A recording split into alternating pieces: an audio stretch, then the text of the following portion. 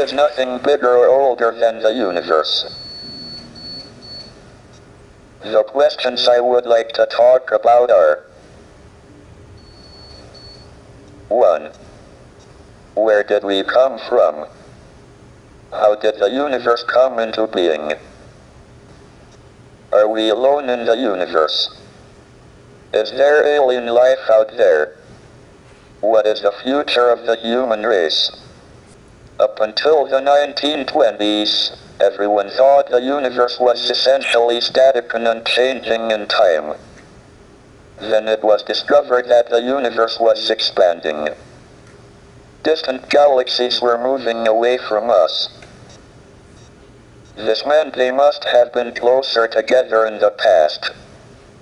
If we extrapolate back, we find they must have all been on top of each other about 15 billion years ago.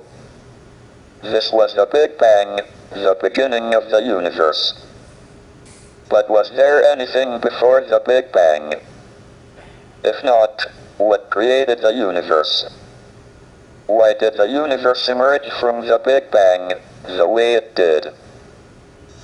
We used to think that the theory of the universe could be divided into two parts. First, there were the laws like Maxwell's equations and general relativity that determine the evolution of the universe, given its state over all space at one time. And second, there was the question of the initial state of the universe. We have made good progress on the first part, and now have a knowledge of the laws of evolution in all but the most extreme conditions, but until recently, we have had little idea about the initial conditions for the universe. However, this division into laws of evolution and initial conditions depends on time and space being separate and distinct. Under extreme conditions, general relativity and quantum theory allow time to behave like another dimension of space. This removes the distinction between time and space, and means the laws of evolution can also determine the initial state. The universe can spontaneously create itself out of nothing. Moreover, we can calculate the probabilities that the universe is created in different states. These predictions are in excellent agreement with observations by the WMAP satellite of the cosmic microwave background, which is an imprint of the very early universe. We think we have solved the mystery of creation. Maybe we should patent the universe and charge everyone royalties for their existence. I now turn to the second big question: are we alone, or is there other life in the universe?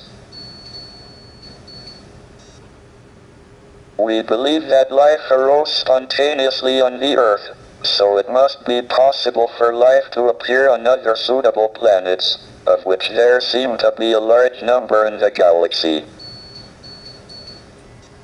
But we don't know how life first appeared. We have two pieces of observational evidence on the probability of life appearing. The first is that we have fossils of algae from 3.5 billion years ago. The Earth was formed 4.6 billion years ago, and was probably too hot for about the first half billion years.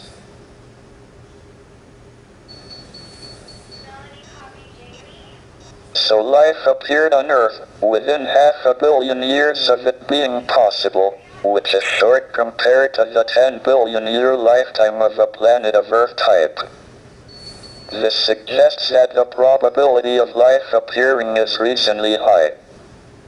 If it was very low, one would have expected it to take most of the 10 billion years available. On the other hand, we don't seem to have been visited by aliens.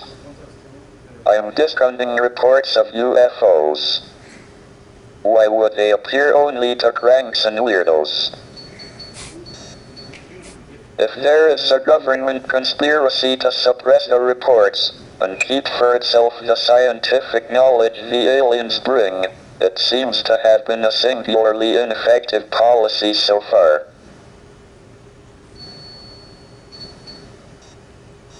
Furthermore, despite an extensive search by the SETI project, we haven't heard any alien television quiz shows. This probably indicates that there are no alien civilizations at our stage of development within a radius of a few hundred light years. Issuing an insurance policy against abduction by aliens seems a pretty safe bet. This brings me to the last of the big questions, the future of the human race. If we are the only intelligent beings in the galaxy, we should make sure we survive and continue. But we are entering an increasingly dangerous period of our history. Our population and our use of the finite resources of planet Earth are growing exponentially, along with our technical ability to change the environment for good or ill. But our genetic code still carries the selfish and aggressive instincts that were of survival advantage in the past. It will be difficult enough to avoid disaster in the next 100 years, let alone the next 1,000 or million.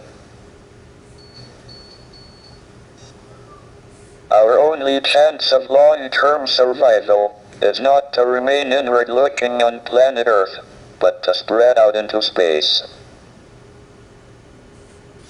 The answers to these big questions show that we have made remarkable progress in the last 100 years. But if we want to continue beyond the next 100 years, our future is in space. That is why I'm in favor of manned, or should I say, personed, space flight.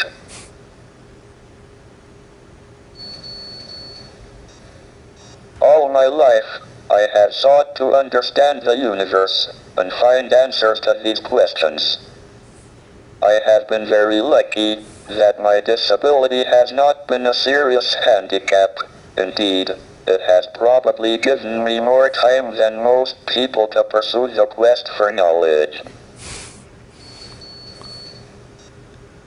The ultimate goal is a complete theory of the universe, and we are making good progress. Thank you for listening. Professor, if you had to guess either way, do you now believe that it is more likely than not that we are alone in the Milky Way as a civilization of our level of intelligence or higher?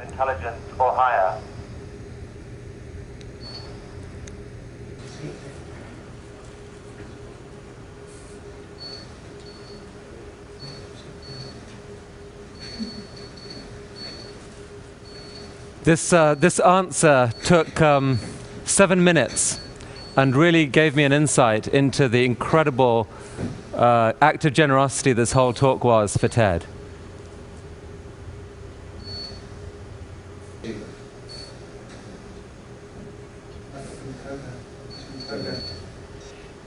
I think it quite likely that we are the only civilization within several hundred light years.